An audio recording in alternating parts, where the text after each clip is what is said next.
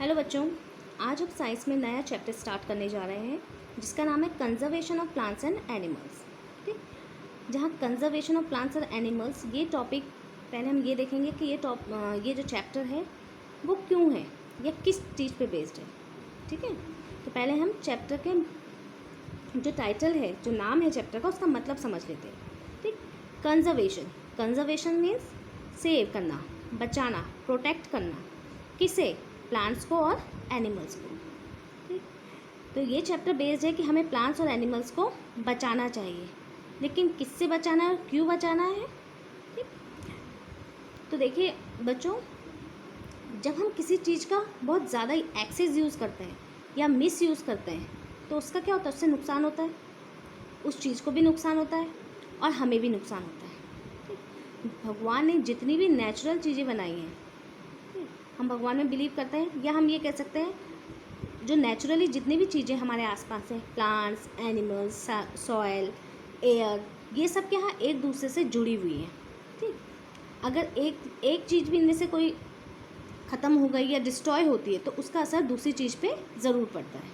तो इसीलिए प्लांट्स और एनिमल्स, अगर हम इन सब चीज़ों का मिसयूज़ करेंगे या एक्सेस यूज़ करेंगे, ठीक, एक्सेस यूज़ मतलब ज़रूरत से ज़्यादा यूज़ करना, और मिसयूज़ करना मतलब उसका गलत इस्तेमाल करना, तो वो क्या होंगे, उसका नुकसान होगा। और उसका नुकसान अभी नहीं, तुरंत तो नहीं, लेकिन कुछ टाइम के बाद हमारी ज़िंदगी में पड़ेगा। तो इसीलिए इन सब चीज़ों का मिसयूज़ करना या एक्सेसिव, ज़रूरत से ज़्यादा यूज़ करने से प्लांट्स और एनिमल्स को बचाना है, जिससे कि वो भी ठीक रहें, और अगर वो ठीक रहेंगे तो हम भी ठीक रहेंगे। ठीक है, ठीक रहने का मतलब यहाँ पे सेफ़ रहना, कि अगर प्लांट्स और एनिमल्स सेफ़ हैं तो इनडायरेक्टली तौर पे हम भी सेफ़ होंगे। ठीक, तो अब हम चैप्टर स्टार्ट करते हैं। तो चैप्टर के स्टार्टिंग में हम सबसे पहला टॉपिक पढ़ेंगे डिफॉरेस्टेशन। ठीक, डिफॉरेस्टेशन शब्द जो बना है वो है फॉरेस्ट से मिला है। देखिए इसमें फॉरेस्ट भी है, फॉरेस्ट है। फॉरेस्ट का मतलब क्या है, आपको पता है कि फॉरेस्ट का मतलब क्या होता है, जंगल। उसी से डिफॉरेस्टेशन मतलब जब जंगल नहीं होंगे। ठीक है, तो यहाँ पे डिफॉरेस्टेशन का मतलब ये है कि जब हम जंगलों को काट देते हैं, ट्रीज़ को, प्लांट्स को काट देते हैं ज़रूरत ज़्यादा मात्रा में, तो वो क्या बन जाता है, डिफॉरेस्टेशन, यानी अब जंगल नहीं रहे। ठीक है, तो डिफॉरेस्टेशन को हम ये बोल सकते हैं कि clearing of forest and using that land for other purposes. ठीक, मतलब कि जब जंगलों की हम सफाई कर देते हैं, पूरे जंगल के जंगल काट दिए, लेकिन अब हम उसे किसी और चीज़ के लिए यूज़ कर रहे हैं, तो वो हमारा डिफॉरेस्टेशन कहलाएगा।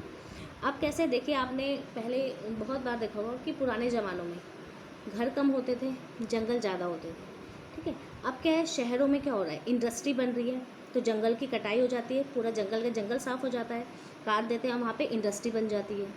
तो यानी पहले वहाँ पे जंगल था, लेकिन अब हम उसे किस चीज़ के लिए यूज़ किया है, इंडस्ट्री बनाने के लिए। ठीक, आजकल भी क्या है, देखिए हम ऋषिकेश में ही रह रहे हैं, ऋषिकेश में भी ऐसे कई एरिया हैं जहाँ पहले जंगल ही जंगल हुआ करता था, लेकिन अब क्या है, वहाँ पे लोगों ने ज़मीन खरीद ली है अपने मकान बनाने के लिए। अब वो पेड़ वेड़ का वो पूरा जंगल साफ़ करके वहाँ पे अब मकान बन गए, तो इसे हम क्या कहेंगे, डिफॉरेस्टेशन। ठीक है, अब ये तो था डिफॉरेस्टेशन। अब डिफॉरेस्टेशन हम क्यों करते हैं, ठीक है, इस टॉपिक में हम आगे पढ़ेंगे कि डिफॉरेस्टेशन के कॉजेज़ एंड कॉन्सिक्वेंसेस। अब डिफॉरेस्टेशन का कॉजेज़, कि हम जो जंगल काटते हैं क्यों काटते हैं। देखिए अभी मैंने आपको बताया, हाउस, घर बनाने के लिए लोग क्या है, वहाँ पे बस्ती की बस्ती बन जा रही है, तो वो क्या है, हाउस बनाने के लिए। फैक्ट्री का भी मैंने बताया। थर्ड वन इज़ फर्नीचर बनाने के लिए, जैसे पेड़ है, आपने देखा होगा घर का जो मोस्टली फर्नीचर होता है वो क्या हमारा लकड़ी से बनता है। लकड़ी कहाँ से आएगी, जंगलों से आएगी। हमारे सोफ़े हैं, टेबल चेयर है, दीवान है, अलमारी है, ऐसे बहुत सारे फर्नीचर हैं जो हमारा लकड़ी से बनता है, तो इसके लिए भी हम जंगल को कटाई करते हैं। थर्ड वन, और इसके अलावा भी और एग्जांपल्स है, जैसे हम ये बोल सकते हैं और कॉज में कि कल्टीवेशन, कि जंगलों को काट के लोग वहाँ पे खेती कर रहे हैं। ठीक, तो ये सब इसके क्या हैं, कारण है। लेकिन अब जो देखिए जंगल तो काट दे, लेकिन अब उसका नुकसान क्या होगा हमें, उसके नुकसान इस तरीके से, देखो जंगल कट गए यानी हमारे पेड़ कट चुके। पेड़ कटने से क्या होता है, जितने कम पेड़ होंगे उतना पॉल्यूशन ज़्यादा होगा। ठीक, दूसरी चीज़, पेड़ कट गए तो जो हम ऑक्सीजन यूज़ करते हैं वो कहाँ से मिलती है, हमें पेड़ों से मिलती है, तो वो ऑक्सीजन हमारी हमें अब कम मिलेगी। थर्ड वन, पेड़ कटने से क्या होगा, देखिए आपने भी देखा होगा कि कभी कि ऋषिकेश में या कहीं गाँव में आजकल कहते हैं कि गांव में बाघ घूम रहा है, कहीं गीदड़ घूम रहा है, कहीं हाथी घूम रहे हैं। तो क्यों घूम रहे हैं? क्योंकि जंगल कट चुके हैं। अब जंगल कट चुके हैं यानी क्या है, उनके खाने पीने जंगल नहीं होंगे तो क्या है, धीरे धीरे ऐसे एनिमल्स, जैसे शेर है, शेर सपोज हार्बीवोर्स एनिमल्स को खाता है, यानी ऐसे जानवरों को खाता है जो पेड़ पौधे खाते हैं। तो जब जंगल नहीं होंगे तो जो जानवर पेड़ पौधे खाते हैं वो भी मर जाएंगे। जब वो मर जाएंगे तो शेर क्या खाएगा? तो शेर खाने के लिए क्या है, शहरों की तरफ दौड़ेगा, वहाँ से जो मिलेगा वो खाएगा। ठीक, अब पेड़ कट चुके हैं तो क्या है, पेड़ों के कारण क्या होता है, पेड़ क्या है, मिट्टी को बांध के रखता है। ठीक, जब मिट्टी को बांध के रखता है तो जैसे बारिश आती है, ठीक, बारिश आएगी तो मिट्टी क्या है, वहीं पे रहती है। दूसरी चीज़, पेड़ होने से क्या है, जो एकदम से जब बारिश आती है खूब सारी, तो क्या है, पेड़ उस बारिश को एकदम से बहने नहीं देता, यानी एकदम से उस रफ्तार से नहीं जाने देता, तो वो उनको रोक के रखता है। इसीलिए जो होता है, देखें ना आप, गांव में बाढ़ कम आती है, शहरों में ज़्यादा आती है। क्यों?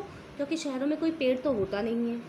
जब पेड़ नहीं होता तो वो जो बारिश का पानी आ रहा है वो कहाँ जाएगा, वो सीधे बहता रहेगा। और फिर बाढ़ आने से क्या है, जब पेड़ होंगे तो पेड़ मिट्टी को बांध के रखते हैं। अब जब पेड़ नहीं है तो क्या है, बाढ़ जो होगी या बारिश जो होगी वो सारी मिट्टी की जो ऊपरी लेयर होती है, आपने सुना होगा टॉप लेयर होती है जो, उसको क्या है, बह के ले जाएगी। जब बहा के ले जाएगी तो उससे क्या होगा कि हमारी जब टॉप लेयर गायब हो जाएगी तो उससे क्या है, अब वो सॉइल है तो उसमें जो फर्टाइल, तो वो सॉइल की फर्टिलिटी थोड़ी कम हो जाती है। ठीक, तो इसके कॉन्सिक्वेंस में हम ये कह सकते हैं कि, तो हम ये कह सकते हैं कि डिफॉरेस्टेशन यानी पेड़ों के अधिक ज़्यादा काटने से, ज़रूरत से ज़्यादा काटने से उससे हमारा नुकसान क्या होता है कि बाढ़ आ जाती है, फ्लड मैंने सूखा पड़ जाता है। सूखा पड़ जाएगा क्या होगा, अभी बताती हूँ मैं इसका। डिजर्टिफिकेशन, ये मैं आपको बता चुकी हूँ। डिजर्टिफिकेशन में कि जो मिट्टी है वो अब फर्टाइल नहीं रहेगी, यानी उसमें अब कोई भी फसल नहीं उग पाएगी। उसकी जो फसल अच्छी क्वालिटी की जो सॉइल होती है उसमें क्या है, फसल भी अच्छी होगी, तो इसमें अब फसल अच्छी नहीं होगी, मिट्टी सारी क्या है, बहती रहेगी। ठीक है, और कुछ टाइम बाद वो क्या हो जाएगी, डेजर्ट, रेगिस्तान में बदल जाएगी। पॉल्यूशन में इंक्रीज़ होता है। ठीक, ड्रॉट्स मैंने होता है अकाल। अब अकाल कैसे आएगा, देखो बच्चे क्या होता है, ये आपको पता होगा, जो प्लांट्स हैं, जो ट्रीज़ हैं, वो पानी को सोखने में, मतलब पानी को डिस्कवर करने या उनकी वजह से क्या है, मिट्टी में पानी स्टोर रहता है। लेकिन जब पेड़ कट जाएंगे तो मिट्टी में पानी स्टोर कौन करेगा? जब पेड़ नहीं होंगे तो पानी जब मिट्टी में स्टोर ही नहीं होगा, अंडरग्राउंड पानी ही नहीं होगा, तो क्या हो, हमारा सूखे पड़ने के चांसेस ज़्यादा हैं। ठीक, एक तो ये हो गया। दूसरा ये आपको भी पता होगा, जहाँ प्लांट्स ज़्यादा होते हैं, हरियाली ज़्यादा होती है, वहाँ बारिश भी बहुत ज़्यादा होती है। तो बारिश ज़्यादा होने से क्या है, हमारी फसल अच्छी होती है। अब जब पेड़ नहीं है तो बारिश भी नहीं होगी, बारिश नहीं होगी तो क्या होगा, सूखा पड़ेगा। ठीक है, तो इस तरीके से डिफॉरेस्टेशन, उसके कॉज और कॉन्सिक्वेंसेस हम पढ़ चुके हैं। ठीक है, तो अब हम नेक्स्ट टॉपिक है हमारा conservation of forest and wild life. ठीक, सुनिए कि हमें जंगलों को, और वाइल्ड लाइफ मतलब जो जंगली जीव जंतु उस जंगल में रहते हैं, उन्हें हम कैसे बचाएं। तो अब हमारा नेक्स्ट है कि प्लांट्स, जो भी जंगल है और जंगल में जीव जंतु जो रहते हैं उनको कैसे बचाया जाए। तो सबसे पहले इसमें हम टॉपिक पढ़ेंगे बायोडाइवर्सिटी। बायोडाइवर्सिटी का मतलब, देखो बायो का मतलब क्या होता है, जितने भी लिविंग बींग्स हैं वो बायो में।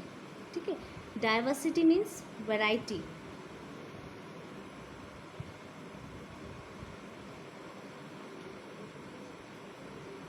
ठीक, तो बायोडाइवर्सिटी मैंने जितने भी जीव जंतु हैं, जो लिविंग बींग्स हैं, उनमें कितनी वैरायटी है। ठीक, देखिए आपको पता होगा जंगल में क्या है, सिर्फ एक ही तरह के पेड़ नहीं होते, एक ही तरह के जानवर नहीं होते, एक ही तरह के कीड़े मकोड़े नहीं होते, बहुत सारे होते हैं, होते ना।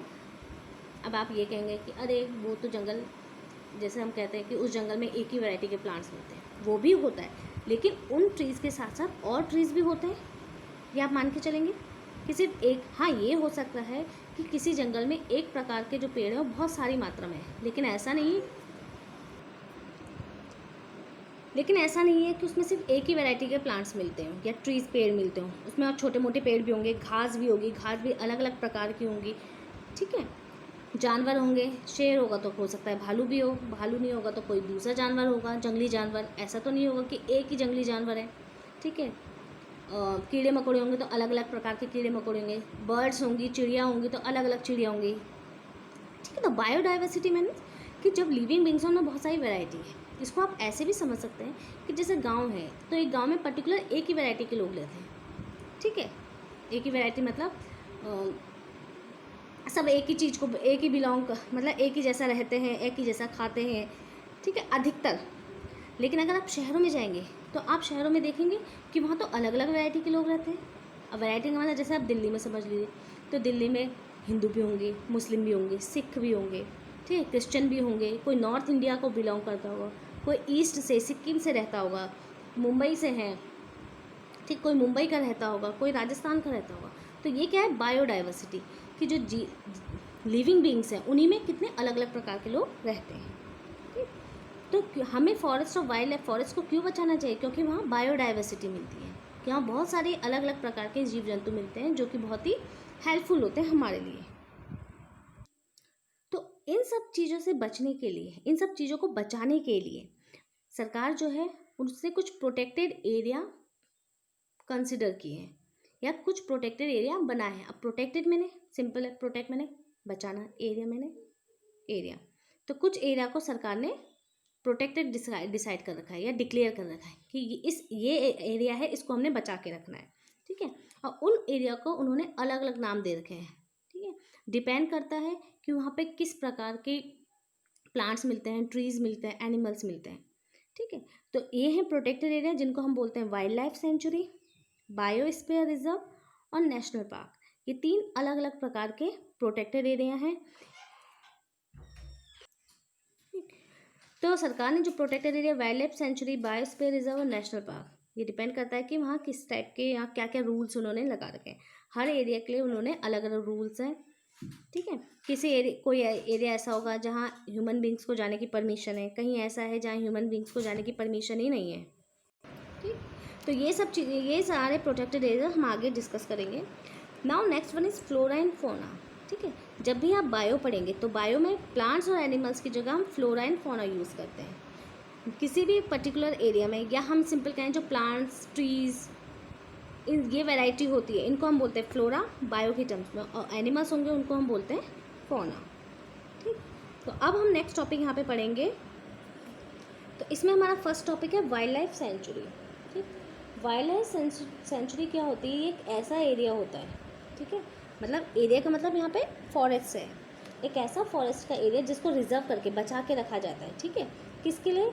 जो भी वहाँ पे वाइल्ड एनिमल्स हैं, प्लांट्स हैं, उन सबको, स्पेशली यहाँ पे वाइल्ड एनिमल्स जो हैं उन सबको प्रोटेक्ट करने के लिए एक पर्टिकुलर एरिया बनाया जाता है जैसे वाइल्ड लाइफ सेंचुरी होती है। ठीक है, इस एरिया में क्या होता है कि जो भी जो वाइल्ड लाइफ सेंचुरी या उसके आसपास जो जितने भी ह्यूमन बींग्स रहते हैं, ठीक है, उनको कुछ एक्टिविटीज़, यानी उनको वहाँ घूमने की परमिशन होती है। अब घूमने का मतलब ये नहीं कि आप घूमने के लिए चले गए, ऐसा नहीं, वो वहाँ पे अपने भेड़ बकरियाँ या जो भी उनके गाय हैं, शेपर्ड्स टाइप के हैं, जो उनके नॉर्मल डोमेस्टिक एनिमल्स हैं, उनको वो चराने के लिए ले जा सकते हैं। ठीक है, वहाँ से वो लकड़ियाँ इकट्ठा कर सकते हैं। ठीक है, और अगर परमिशन होगी तो ही वो कुछ लकड़ियों को काट सकते हैं। ठीक है, परमिशन होगी तो। ठीक है, वहाँ से वो प्लांट्स वगैरह इकट्ठा कर सकते हैं, अपने काम की चीज़ें इकट्ठा कर सकते हैं। ठीक है, तो यहाँ वाइल्ड लाइफ सेंचुरी मतलब एक ऐसा प्रोटेक्टेड एरिया, मतलब जहाँ प्लांट्स भी होंगे, प्लांट्स और एनिमल्स का ऐसा प्रोटेक्टेड एरिया जहाँ पे ह्यूमन बींग्स को क्या परमिशन होती है? वहाँ पे ग्रेजिंग की परमिशन होती है कि चलो भाई आप अपनी भेड़े बकरियाँ ले जा सकते हैं, चलो आप घास लेने जा सकते हैं। जैसे आपने देखा होगा हमारे आसपास, जैसे हमारे आसपास भी कोई जंगल, जैसे जंगल है, ठीक है वो प्रोटेक्टेड एरिया, तो वहाँ पे फ़िलहाल लोग जा रहे हैं, घास ला रहे हैं, अपने भेड़ बकरियों को भी ले जा रहे हैं वहाँ से। हाँ, जो मेडिसिन, अगर उनको अपनी आयुर्वेद के लिए दवाइयाँ की ज़रूरत होती, कोई फूल पत्तियों की ज़रूरत होती तो वो भी ला सकते हैं। ठीक है, लकड़ियाँ इकट्ठा कर सकते हैं। लेकिन इन एरिया में ये तो था ह्यूमन बींग्स के लिए, लेकिन इन एरियाज़ में जो जानवर हैं उनको पकड़ना और उनको मारना मना है, यानी कि वो अगेंस्ट द लॉ है। ठीक है, आप उन्हें वहाँ पे मार नहीं सकते। खैर, जितने भी हमारे प्रोटेक्टेड एरिया हैं जानवरों के लिए तो सेम है कि वहाँ पे उनको मार नहीं सकते, उनको पूरी फैसिलिटी दी जानी चाहिए जैसे जंगलों में जानवरों को दी जाती है। फैसिलिटी का मतलब क्या? ये नहीं कि उन्हें AC कूलर दे दें, फैसिलिटी का मतलब कि उन्हें पूरी आज़ादी मिलती है, उनको कोई डिस्टर्ब, अगर कोई शेर है वो चीता को अगर कोई शेर है वो हिरन को खा रहा है, आप देख रहे हैं, तो आप वहाँ जाके डिस्टर्ब नहीं करेंगे, नहीं भाई तो हिरन को मत खा, क्योंकि शेर का काम ही है हिरन को खाना। तो जितने भी प्रोटेक्टेड एरिया हैं वहाँ पे प्लांट्स और एनिमल्स को हर्ट करना मना है, उसके लिए कानून बनाए गए। अगर आप ऐसा करते हैं तो आपको पनिशमेंट भी हो सकती है, जैसे चोरी करने की पनिशमेंट होती है लॉ में, वैसे ही आपको जानवरों को मारने पे भी पनिशमेंट होगी। लेकिन डिपेंड करता है कि वो इन दोनों में से कौन से एरिया में ह्यूमन बींग्स की वहाँ पे क्या बोल सकते हैं हम, आना जाना, ह्यूमन बींग्स की वहाँ आना जाना परमिशन उनको कितनी है।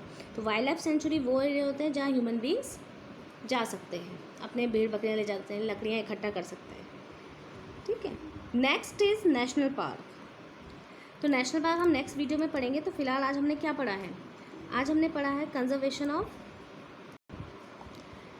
ऑफ प्लांट्स एंड एनिमल्स, कि प्लांट्स और एनिमल्स का जब हम एक्सेसिव यूज़ कर सकते हैं तो उससे कैसे बचाया जाता है, उससे कैसे हम बच सकते हैं या उन्हें कैसे प्रोटेक्ट कर सकते हैं। तो इसका है डिफॉरेस्टेशन मीन्स कि जब जंगलों को हम ज़रूरत से ज़्यादा काट देते हैं किसी दूसरे पर्पज़ के लिए, तो वो डिफॉरेस्टेशन होता है। अब हम क्यों काटते हैं, घर बनाने के लिए, फैक्ट्री बनाने के लिए, फर्नीचर बनाने के लिए हमें लकड़ियों की ज़रूरत पड़ती है, ठीक है। खेती करने के लिए हम जंगलों को काट के खेत बना देते हैं, तब उसमें खेती करते हैं, और इसका कॉन्सिक्वेंसेस क्या आता है कि उससे बाढ़ आने के चांसेस बढ़ जाते हैं, सूखा पड़ने लग जाता है, ठीक है। मिट्टी की जो उपजाऊ मतलब जो हमारी मिट्टी होती है वो उपजाऊ होती है पहले, लेकिन उसके कारण क्या वो धीरे धीरे करके रेत में बदलने यानी रेगिस्तान में कन्वर्ट होने लग जाता है वो एरिया, पॉल्यूशन में इंक्रीज़ हो जाता है, ठीक है। फॉरेस्ट और वाइल्ड लाइफ को बचाने के लिए सरकार ने कुछ प्रोटेक्टेड एरिया बनाए, जिसमें सबसे पहले वाइल्ड लाइफ सेंचुरी है, बायोस्फीयर है, नेशनल पार्क है। फ्लोरा एंड फौना, प्लांट्स को हम फ्लोरा बोलते हैं, एनिमल्स को हम फौना बोलते हैं। वाइल्ड लाइफ सेंचुरी में जानवरों को पकड़ना और उनको मारना गलत है, ठीक है, उसके लिए आपको जेल भी हो सकती है, पनिशमेंट मिलेगी। लेकिन उसमें यहाँ पे ह्यूमन बींग्स को अपने जो भी लाइव स्टॉक है, जो भी उनके भेड़ बकरियाँ हैं, उनको चराने की परमिशन है, ठीक है, लकड़ियाँ इकट्ठा करने की परमिशन है, ठीक है। तो ये था आज का टॉपिक। अब हम नेक्स्ट टॉपिक नेशनल पार्क और बायोस्फीयर रिजर्व नेक्स्ट वीडियो में पढ़ेंगे। होप आपको ये समझ में आया। कोई प्रॉब्लम हो तो आप मुझे पर्सनली मैसेज करके बता दीजिएगा। Thank you.